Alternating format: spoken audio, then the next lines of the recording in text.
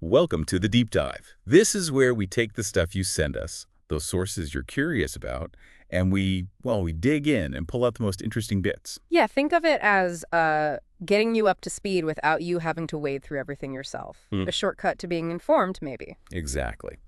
And for this one, we're thinking about you, our listener, as the learner.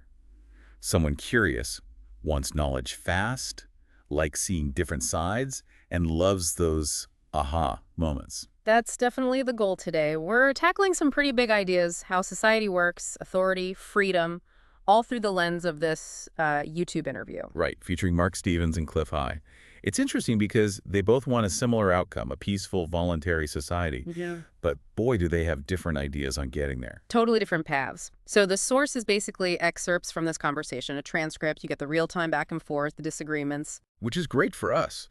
So our mission really is to unpack what they're arguing, understand their viewpoints, and maybe find some surprising insights about power, how things are run, and, societal change. Okay, let's jump in. So they start on the same page, fundamentally. Both Marc Stevens and Clif High, they're aiming for peace, a voluntary society, no oppression.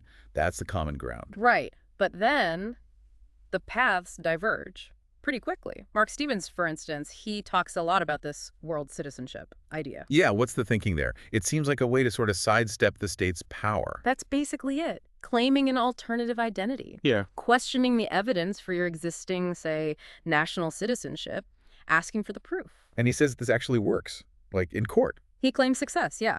That just by asking authorities, hey, prove you have jurisdiction over me, cases have actually been dismissed. Wow, okay. That's one way to challenge the system, asking for the paperwork, essentially. It really is about questioning that foundational legitimacy, a key insight maybe.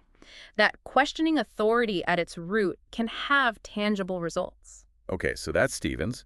What about Clif High? His approach sounds different. Very different. He's more focused on, building a whole new framework, a new jurisdiction. A new jurisdiction. How? He talks about establishing something that recognizes all humans globally based on a Declaration of Human Rights. He even mentions using a kind of world government, maybe leveraging the UN Charter somehow. A world government to fight the current system. Sort of. He sees it as a tool, a way to counter what he calls the psychopaths who rule through documents. So fight fire with fire, maybe. Use a document-based system to legally challenge their document-based authority. Okay, so it's like setting up a rival shop next door, legally speaking, saying, we have our own rules based on human rights. An interesting contrast. Definitely. One is challenging from within, the other building something parallel. And then they bring up that Voltaire quote, or attributed to Voltaire. If you get people to believe absurdities, you get them to commit atrocities.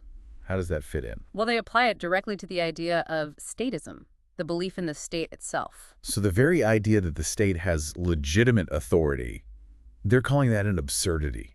Essentially, yes. And they argue that this belief, this absurdity that many people accept, is what allows things like taxation or people participating in wars they might otherwise see as unjust. Linking belief directly to action. Right. It's connecting that abstract acceptance of state authority to concrete, sometimes harmful outcomes. Makes you think about those background assumptions we all carry around. It really does. And they mentioned the Stanford prison experiment. Milgram? Yeah, bringing in those classic studies as context to show how easily people can defer to perceived authority, even when it goes against their own judgment or morals. Right. So the insight there is just how powerful that tendency is, the pull to obey.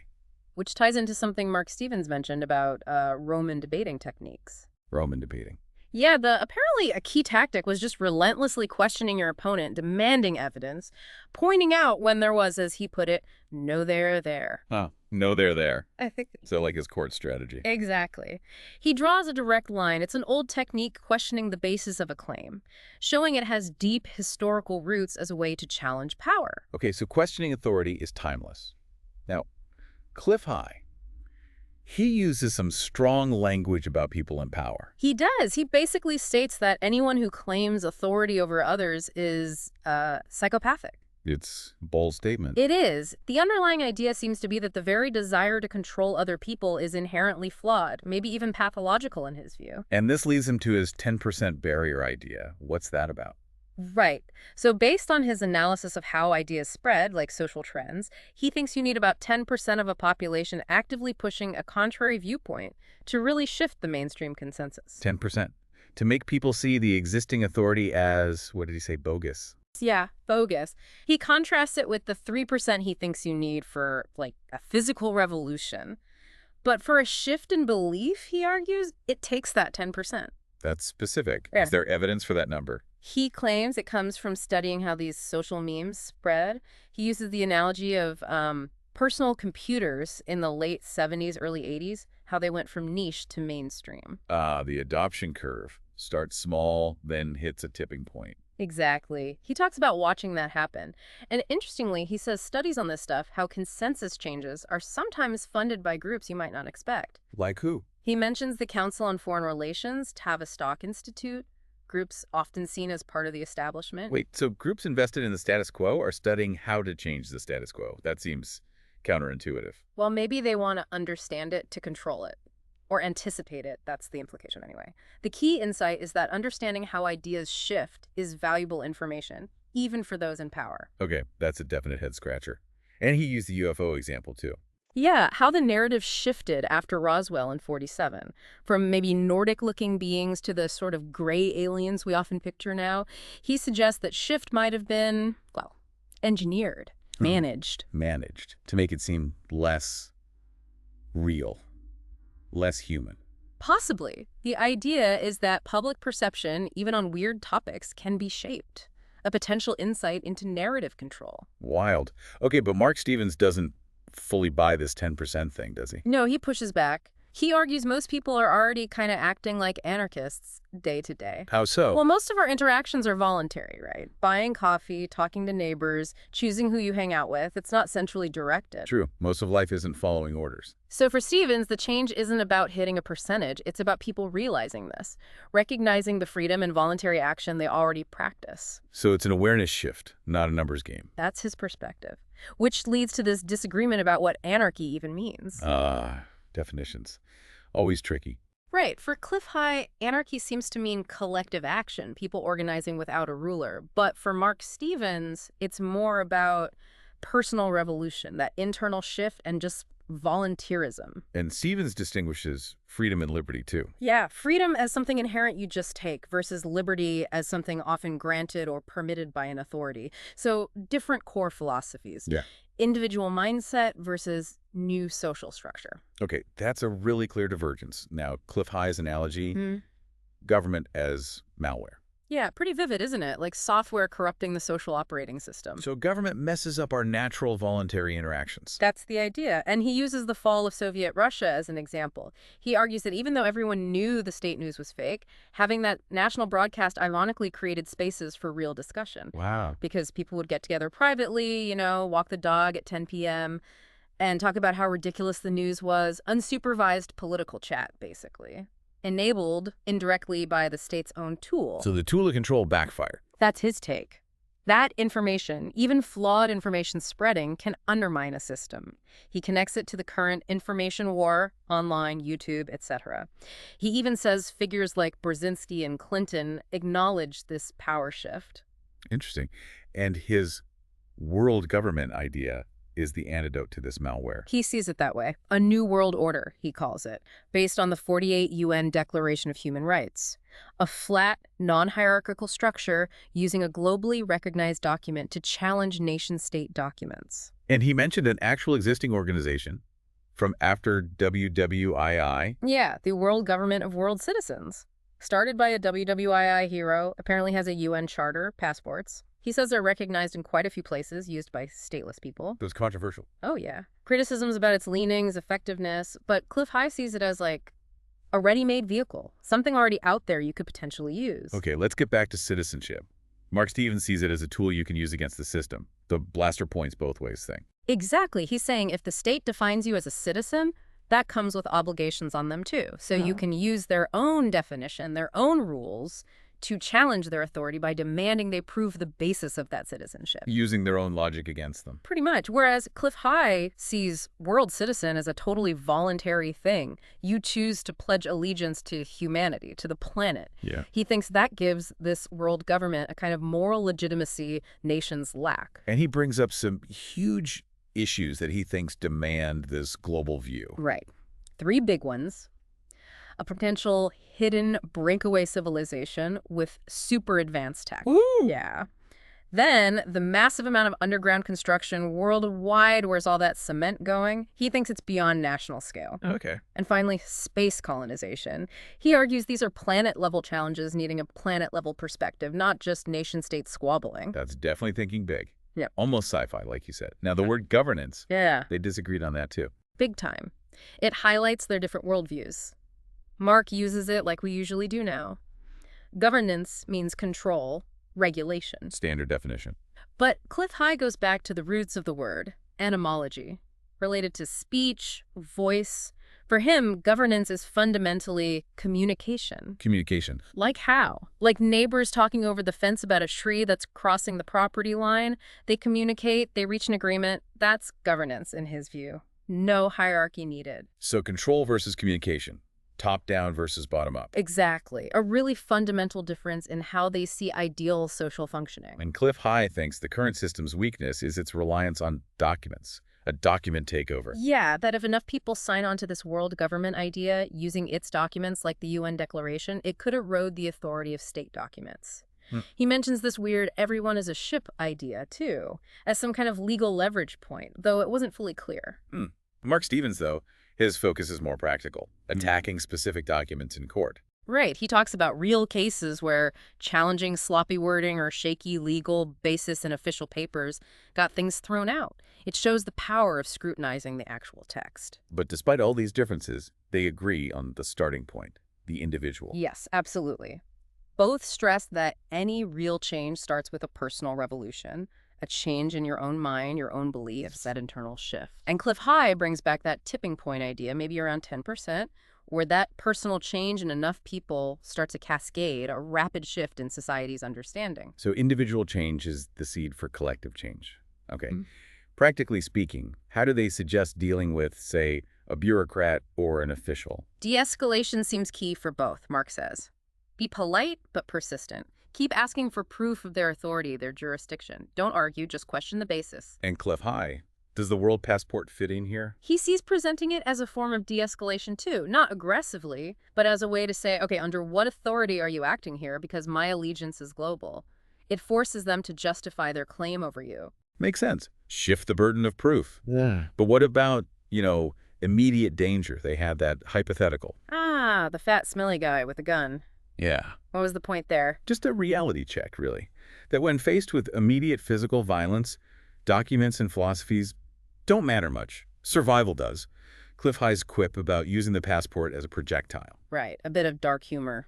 They just underlined that practicality takes over. Abstract ideas meet physical reality. And speaking of passports, Clif High has a strong take on national ones. Calls them slavery. Pretty much. He points to the etymology, passport, but mainly argues they represent control. He particularly mentioned the high cost in some African nations, making them a tool of restriction, a form of bondage. Contrasting it with the world citizen one as voluntary. Exactly. National passport, imposed authority. World passport equals chosen global identity. He claims it's recognized, maybe unofficially, in around 150 countries, and that the FBI knows about it, often linking it to sovereign citizen types. And flying without ID, is that really possible? Well, he shared a story about someone who apparently does it. The key, supposedly, is extreme politeness, going directly to airline or security offices, making it easy for them, not starting with the main TSA line. So working with the people, not just the rules. Seems to be the idea. Even mention getting upgraded, but also acknowledge that things like how you look, how you speak might help. But the core was being pleasant and cooperative. Interesting tactic. They also mentioned growing surveillance. Just briefly, yeah. Police checks in New York, stuff in Arkansas, just acknowledging that trend as part of the context for all these freedom and authority discussions. Okay, so wrapping up the core arguments. We have Stevens focusing on personal revolution, using the system's own rules against it, questioning legitimacy from within. Right, and Clif High, building a parallel structure, a global jurisdiction based on human rights, aiming for a document-based shift, needing that 10% consensus change. And that big disagreement on violence. Stevens wanting peaceful evolution, Clif High seeing revolution, even mental revolution, as inherently involving a kind of violence or fundamental shift. Yeah, that was a major point of contention, the definition itself. Plus, we hit on some really out there ideas. The 10% barrier, government as malware, the existing world government framework. The underground bases, the white people from space scenario. Right. That was Clif High's provocative idea that some future contact event might force planetary unity, making purely individual volunteerism insufficient, a potentially advanced culture arriving, challenging Earth's native peoples. Which, he noted, wasn't strictly about skin color, but a kind of dominant political disposition, though some might see echoes of Project Bluebeam, a staged invasion narrative. Definitely complex territory. And he acknowledged most UFO alien stuff is just speculation anyway. No one knows the intent. He also mentioned his language analysis, finding shifts in official documents. Yeah, using software spiders on the Federal Register. He claimed a big tech breakthrough is hinted at between 53 and 56, maybe linked to Roswell in 47, and seeing similar language shifts from groups like CFR and Tavistock around then, possibly shaping public views on aliens. Fascinating if true. Okay, back to the revolution versus evolution debate. Stevens wants peaceful change. Clif High says it's always revolution. Clif argues there's never really been a peaceful evolution of social order. It's always discontent building up, then a break, a revolution, starting with personal revolution in minds. Does revolution have to mean physical violence for him? Not necessarily physical fighting. He sees the shift in mindset itself, the break from the old way, as a form of violence at an individual level, a fundamental disruption. He used the Renaissance as an example of massive revolutionary change. And he mentioned solar activity. Yeah, suggesting increased solar activity might be pushing us towards unrest and revolution anyway, regardless of our provinces. He even brought up Gandhi, saying even Gandhi knew you had to confront violence, even non-violently. So violence for him isn't just aggression. It's more like fundamental change. Exactly. He defined it linguistically as to shift. He argued change at any level, biological, planetary, social, is inherently a violent shift from one state to another. He feels our language often hides this, makes things seem stop and go instead of continuous change. That's a very different way of looking at the word. He stressed defining terms carefully. Hugely. How language gets used, even manipulated, like shifting definitions around mental illness or other sensitive topics. Precision matters. He used learning an Olympic lift as an example. Yeah, saying mastering the snatch is physically and emotionally violent to your body at a cellular level. It's a forced adaptation. Different from aggression, like a lion attacking a gazelle is natural violence, not necessarily malice. So violence is a tool for change, if controlled. That's his view. That people with a violent nature, meaning capable of fundamental shifts, need to learn to use that constructively. But what about things like Bitcoin or Khan Academy? Aren't those peaceful alternatives? Good point. They seem like evolutionary steps, providing alternatives to state services. But Clif might argue even those create conflict. They challenge existing powers indirectly. So for him, any significant shift involves this broader sense of violence. Okay, let's circle back to the practical flying without ID. Any more details? Just the anecdote, really. Emphasis on engaging directly, politely, with security or the airline counter, making their job easier, not harder, going to the source, not the checkpoint first. Maybe having connections or looking respectable helps. Acknowledged it probably doesn't hurt, but the main thing presented was the demeanor, being pleasant, articulate, cooperative. Okay. So for you, the learner, hopefully this dive gave you that quick, deep understanding. Lots of contrasting ideas, some really unexpected angles on authority, freedom, change, even the word violence. Yeah, the mission was to give you those aha moments. Maybe you're seeing these concepts a bit differently now. So the final thought to leave you with. Yeah. Which of these frameworks resonates more? The internal challenge or the external build? And how has your own definition of things like freedom or even violence maybe shifted after hearing this? Plenty to mull over. Definitely. And if you want to hear more from Clif High, his website is howfasthuman, HALFAST human.com. His Woo's podcasts have had hosting issues, so he recommends finding them on his YouTube channel, Clif High Sci-Fi World. We'd love to have him back sometime.